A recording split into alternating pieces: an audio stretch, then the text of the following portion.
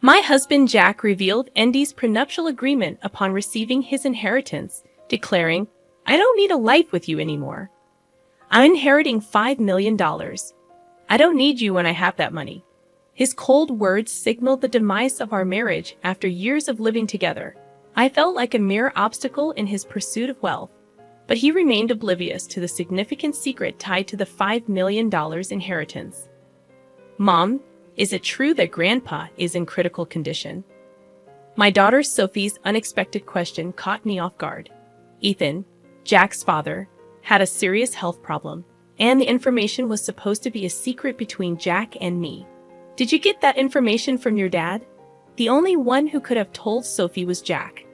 "Yes, and on a call from Dad, he told me to renounce Grandpa's inheritance." Sophie's words unsettled me. With a single phone call, my peaceful life was about to be shaken. A few days after Sophie's revelation, Ethan passed away peacefully. Since getting married, I had lived with Jack's parents, providing unwavering support during their health struggles. It had been 5 years since Jack's mother passed away, and now, with Ethan's passing, the funeral went smoothly.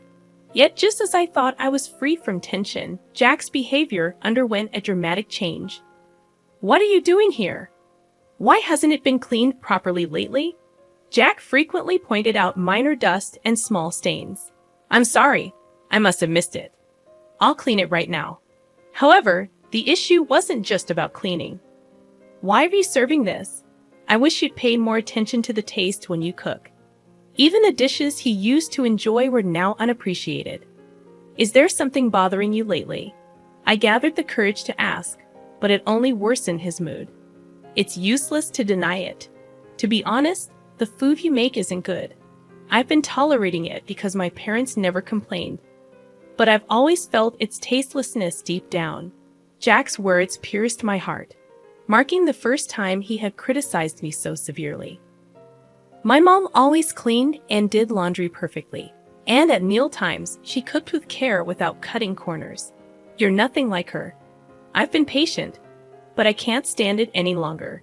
This was the first time he compared me to his mother and criticized me. All I could do was deeply reflect on myself. "I'm truly sorry. I couldn't have imagined that he valued my cooking so little." Tears started to flow uncontrollably. "Do you think anything will change if you cry? Your tears mean nothing now. Don't show them to me." Jack abruptly stood up, leaving the house and slamming the door behind him.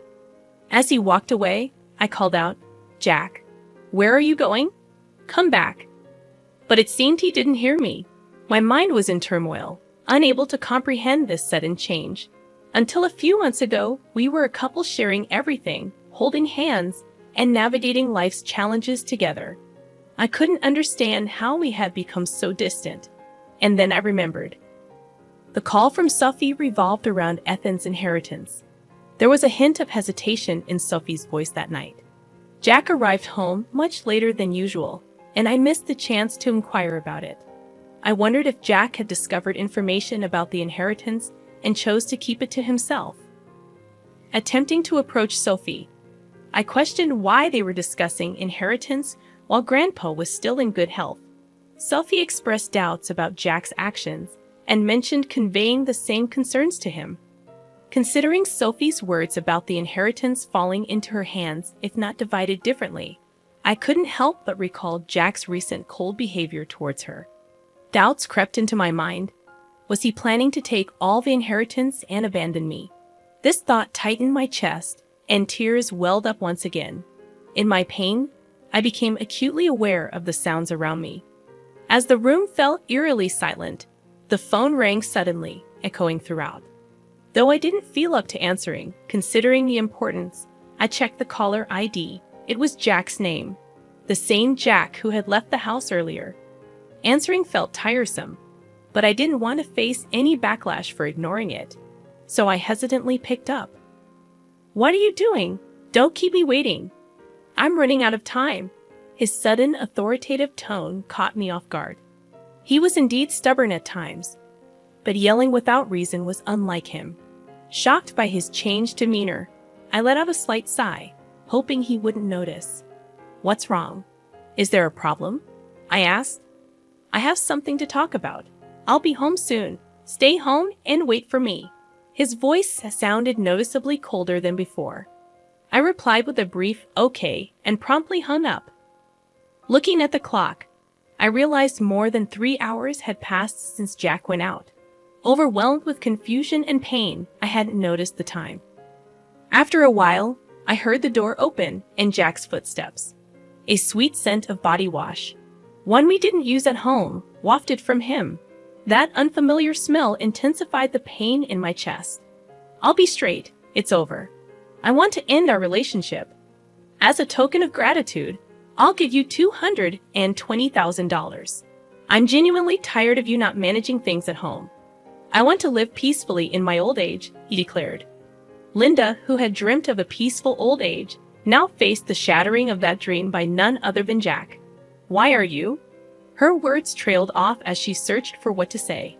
Jack looked at her with a smug smile. At that moment, a bright ringtone from Jack's cell phone filled the room, an unfamiliar tone different from his usual one. To Linda, it felt like this unusual sound hinted at communication from a specific individual. "I'm sorry, but I haven't finished my errands yet." Linda sensed a slight softness in Jack's voice, different from how he usually sounded towards her. It felt somewhat kinder and more intimate. Furthermore, the sweet scent of body wash, the unique ringtone, and the change in tone hinted at something he might be hiding. "Linda knew it," whispered quietly. After ending his call, Jack looked down at Linda with emotionless, cold eyes. "My intentions haven't changed. I want you to sign this document. I'll contact you later. Make sure to have it signed by then. I don't plan to come back to this house. Remember, this house is now yours."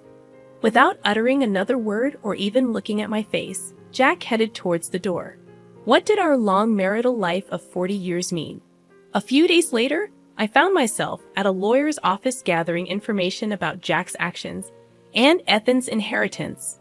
When I explained it to our daughter Sophie, her complexion changed. It was painful to reveal our mistakes to our daughter, but out of love for me, Sophie shed tears and showed strong determination to confront Jack. She introduced me to a lawyer to support us.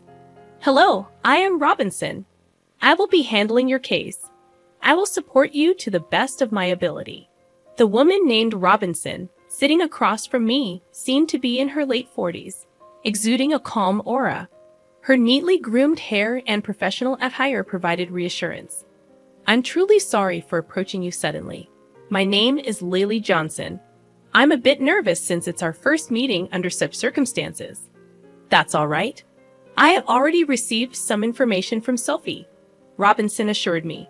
Based on what I'd researched and the information Robinson separately gathered, we verified the facts. My husband didn't have any siblings, so if Sophie renounced the inheritance, the substantial fortune of about $5 million would all go to him. We also uncovered an important fact about his affair with a woman named Jennifer through joint investigation. "How do you intend to proceed from here?" Mrs. Robinson asked in a gentle tone and soft eyes. "Thank you from the bottom of my heart," I said, appreciating her. After exchanging fees and a brief discussion, I quietly left the office. 5 days later, I received a call from Jack proposing a meeting at a quiet cafe. I arrived a bit earlier, choosing a seat by the window to enjoy the calm outside view. When Jack and his new girlfriend Jennifer walked in, he smirked with a sense of pride. "Are you prepared for the divorce?" I was a bit surprised that this was his first statement. It seemed he's convinced he's in full control. "Is this your new associate?" I hadn't expected him to bring her to such an important discussion, and I was astonished at his decision. I wondered if he was the man I once deeply loved, or had he changed because he cheated, or was he always like this? I couldn't tell. "Are you Jack's wife, right?" "My name is Jennifer. I've recently started dating him," she said. Her sudden smile left me grappling to grasp its meaning. "I've read a lot about you from Jack. Seeing you in person, you do look a bit aged. I wonder how Jack endured all these years. I feel a little sorry for him." Indeed, Jennifer seemed to take great care of her appearance, looking much younger than her actual age in her 60s. Compared to her, I might look my age, but I couldn't accept the way she phrased it. Jennifer, it's those tendencies of yours I warned you about. But indeed, if it were me, I would cherish you more, she continued. I know, Linda. I don't want you to overthink it anymore. I just want you to file the divorce papers, Jack interjected. I was taken aback by Jack's expected attitude. Hold on, there's something I want to discuss. A hint of confusion was evident on Jack's face. What are you getting at? Is it all about your father's inheritance? Is that why, after all our years of marriage, you're deciding this? I wanted to know the truth behind all these events. I can't see how my father's inheritance and you are related. That's solely my father's. I've heard detailed stories about your father's vast inheritance from Sophie. I know how much it's worth. So what? That inheritance isn't for you to take. But I'll answer. Actually, more than the inheritance itself, the end of taking care of my parents is one of the reasons I want to part with you. Just a caregiver role. How had Jack seen me only as a caregiver and not the loving wife I used to be? I didn't even have the energy to cry. Can we speed this up, Jack? I want to start our new life. Besides, have you still not let go of Jack? Don't make me repeat myself. I'm not thinking of a new start with you now. I want you to file the divorce papers. Waves of emotion struck my heart with intense anger and deep sadness. My hand quivered slightly. Taking a deep breath, I pulled out the divorce papers. But my name isn't written yet. The situation isn't settled yet. To hand it over, I asked, you remember promising me the house and money, right? Yeah, I did say that. I'm a man of my word, so I plan to give you the house and money. His response surprised me. You say you're kind. But a truly kind person wouldn't just use their wife as a mere caregiver and then abandon her. So I'm demanding rightful compensation of $30,000 and the rights to the house. What compensation? When we talked about money, it was supposed to be $20,000. You always nitpick at the very end. Your attitude of trying to pay me the absolute minimum is so obvious. But the difference of $10,000 means a lot to me, so I think $30,000 as compensation is fair. Your girlfriend, it's Jennifer, right? I thought of claiming from her too, but in lieu of that, I want to settle for $30,000. And I intend to sign the divorce papers right here in front of you. Unexpectedly, Jennifer commented, $30,000 should be fine, Jack. Pay it if you're satisfied with it. With her statement, Jack finally accepted the alimony of $30,000. Now we need Jack's signature on the land title change document Mrs. Robinson prepared and the notarized alimony agreement. Jack looked surprised by my preparations, but I calmly said, I have a life to continue to, easing his suspicions. We took out our respective seals, lined up at the designated spot, and Jack smiled as if he anticipated something. So, Linda, will you sign the divorce papers right now? Understood. I agreed, saying, here's the divorce paper. As I carefully wrote my name and firmly stamped it, Jack couldn't hold back his laughter and burst into loud guffaws. With this, you and I no longer have any relationship. Also, I have something to tell you. Actually, I'm set to inherit $5 million, so I didn't need someone like you anymore. Thanks for the divorce. What a foolish ex-wife you had, letting go so easily for just $30,000. It's surprising. Behind me, as I left, the loud laughter of Jack and Jennifer echoed. I hurriedly left and headed to the city hall. My only goal now was to complete this procedure as quickly as possible and sever ties with the two of them completely. They might be laughing happily now, but I wondered how long their happiness would last. A month later, I quickly sold the house I received from Jack, prepared for a new life, and decided to live near my daughter Sophie, who planned to start her life near her husband's parents' home. Since Jack's mother lived nearby, I thought there would inevitably be moments I'd feel cautious. Contrary to my concerns, Sophie's husband warmly welcomed me and was always considerate, which I found very reassuring. My daughter Sophie seemed angry at Jack's actions at first, but when I told her a certain fact, her expression changed completely, and she smiled brightly. I had a hunch that Jack would soon realize my plan. As proof, I deliberately didn't change my mobile number. The day that intuition became a reality came sooner than I thought. From the afternoon, my mobile rang repeatedly, and sure enough, it was Jack. He called many times, but at first, I purposely didn't answer. After receiving repeated calls, I finally picked up. "Hello, why are you doing this?" I couldn't hide my surprise. "What's the matter?" "You called out of the blue, raising your voice. What's the problem?" "Where are you right now?"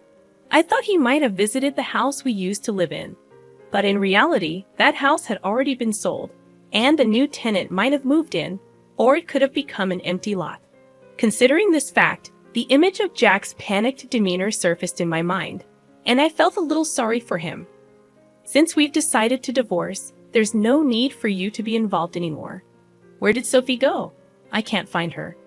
It seems he went to Sophie's previous house. Of course, she wasn't there. I managed all the information and procedures related to Sophie's husband's family home, so Jack had no way of knowing. He seems to have hit a dead end and contacted me. Yes, actually, Sophie has moved to a new place. Why didn't you tell me something so important? Moreover, did you know about that too? It seems my husband finally realized the truth. By that, are you referring to the significant hidden debt that Ethan had? Actually, when I investigated Ethan's inheritance in detail, I was shocked by the amount of the inheritance. But at the same time, I found out about a considerable hidden debt. Probably, while he was alive, he estimated he could repay the debt with about $5 million and hid that fact from us. However, he passed away midway through repayment, and the hidden debt was left neglected. And when you officially receive an inheritance, you are also obliged to inherit such hidden debts. Jack was blinded by the allure of easy money and neglected thorough verification and investigation. That was his big mistake. "So, I have a question. Did you really know about my dad's debt?" Jack asked. Information is easy to come by. It becomes clear to anyone with a little search. That's why I noticed it. I imagined Jack turning red with anger on the other end of the phone. "Anyway, what about the promised money? What about the money you intended to return?" I had my suspicions, but his real goal was money after all. Besides, about that property. If I had known about my dad's debt from the beginning, I wouldn't have gotten involved at all. I understand how you feel. I thought it deep down, but I chose not to say it. But think about it, putting aside the money issue for a moment. You got to marry a very attractive woman, right? Isn't that pretty lucky? Of course, I don't know if Jennifer chose Jack because of his assets, or if it was truly love.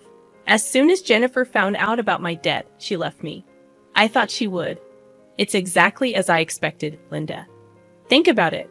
How about starting over with me? I feel deceived by Jennifer. I just realized now you're the person I really need. The tone of Jack's voice suddenly dropped and became emotional. I wondered if he had forgotten everything he did to me. I'm cornered. Every day, I'm being rushed by collectors, and the debt I can't repay is piling up. I'm at my limit. I really feel my life is in danger. Help me, please. Even after hearing his desperate plea, I calmly thought, if I were in this situation, would Jack help me? I carefully chose my words and took a deep breath before answering.